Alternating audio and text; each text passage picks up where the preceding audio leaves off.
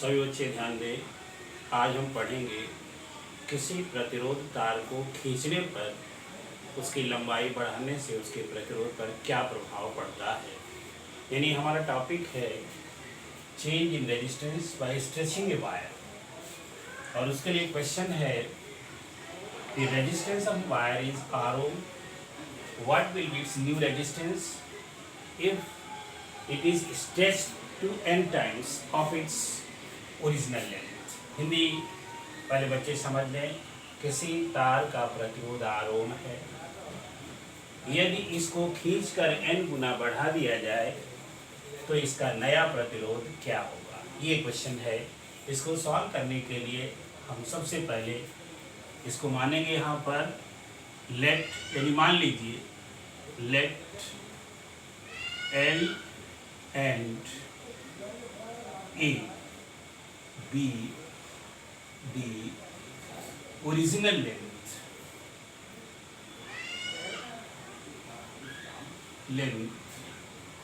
and area of cross section, area of cross section of the wire। समझ गए होंगे। मान लीजिए किसी तार की लंबाई L है तथा उसके अनुप्रस्थ काट का क्षेत्रफल A। After stretching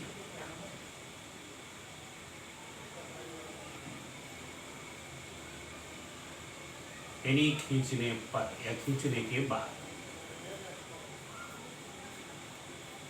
late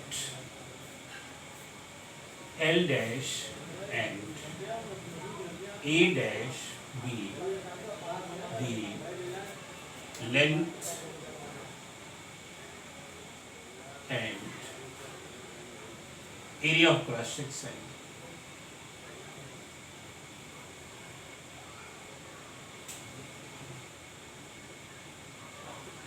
of the wire। समझ गए होंगे सभी बच्चे।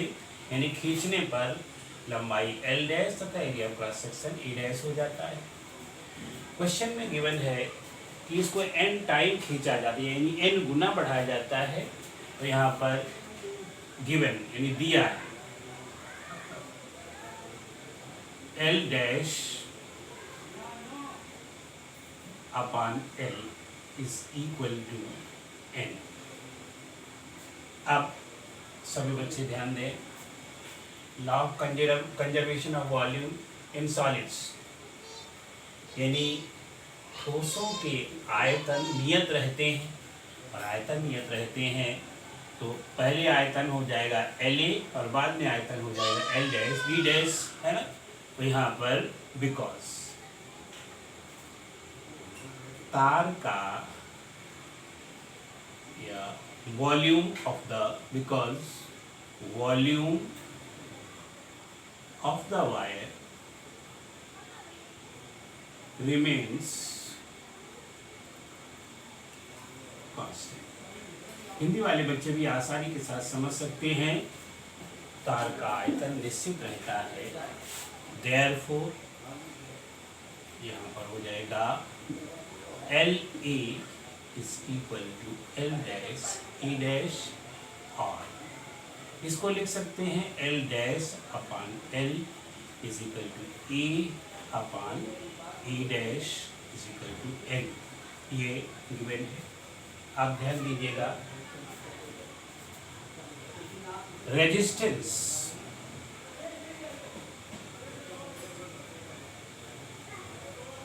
R इज इक्वल टू क्या होगा, रो L अपॉन ए। ये फार्मूला है जहाँ रो विशिष्ट प्रतिरोध या स्पेसिफिक रेजिस्टेंस है और L A तो आप जानते हैं लेंथ है एरिया क्रॉस सेक्शन।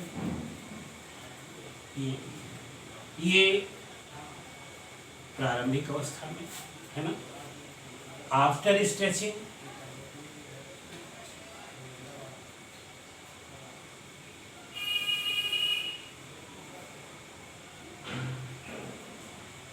मैंने खींचने के पश्चात after stretching new resistance R dash is equal to rho वही रहेगा एल डैश अपान ए, ये इक्वेशन हो गया। अब डिवाइडिंग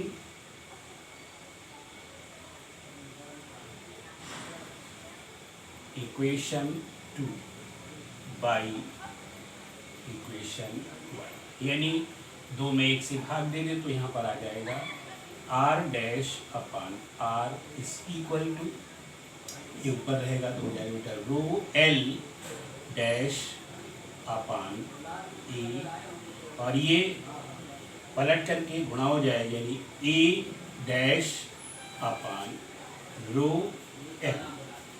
यहाँ ध्यान दीजिए रो कैंसिल हो जाएगा और ये आ जाएगा L dash upon L into A dash upon A, not A dash sorry, A upon A dash, A upon बेटा यहाँ एल डैश अपान एल ये आया, और यहाँ पर क्या हुआ, यहाँ पर बेटा मिस्टेक हो रही है, ए यानी सॉरी ये ऊपर रहेगा तो ये डैश ये है और ये ए, तो इस तरह से है ए अपान ए डैश।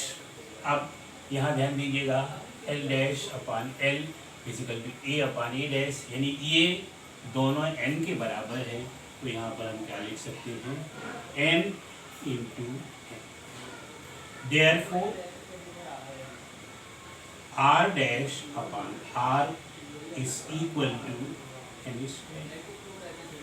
सब बच्चे ध्यान से समझें, क्या आ गया, देयरफॉर न्यू रेजिस्टेंस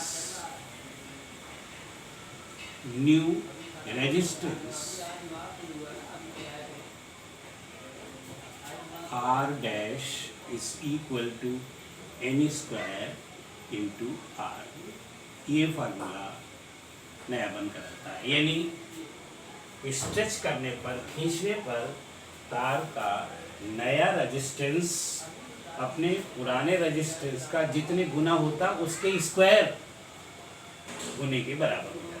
एक एग्जांपल दे दें, देखिए फॉर एग्जांपल यहाँ बेटा ध्यान दें, मान लीजिए लंबाई हिंदी में लिख देते हैं, लंबाई खींचकर दूनी की जाती है।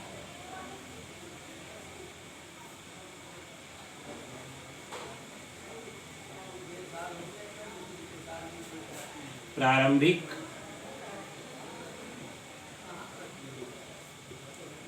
रेजिस्टेंस मान लीजिए ये है 10 ओम, तो लंबाई खींचकर दूनी की जाती है, तो यहाँ पर क्या हो जाए new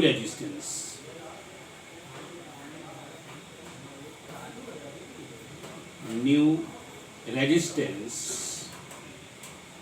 are dash is equal to n square, 2 गुना है तो 2 का स्क्वायर इंटू आर, यानी आर की वैल्यू है 10, और इस तरह से 4 गुणा 10 बराबर हो गया 40 ओम। यानी इनिशियल रेजिस्टेंस 10 था, अगर खींच के दूना कर दिया जाए तो उसका रेजिस्टेंस कितना हो जाएगा, 2 का वर्ग कर दिया तो 4 हो गया और गुणा कर दिया यानी 40 ओम। सभी बच्चे समझ गए होंगे कि किस तरह से मतलब लंबाई को खींच कर बढ़ाने से रेजिस्टेंस जितने गुना बढ़ाते हैं उसके वर्ग के गुना हो जाता है, यानी n square into initial resistance के बराबर हो जाता है। सभी बच्चे समझ गए हैं। इस फार्मूले का आप डायरेक्ट प्रयोग कर सकते हैं, क्यों यहाँ पर समझाया गया है, यहाँ पर अननोन वैल्यू लेकर समझाया गया है। अब आप किसी भी वैल्यू में इसका उपयोग कर सकते हैं।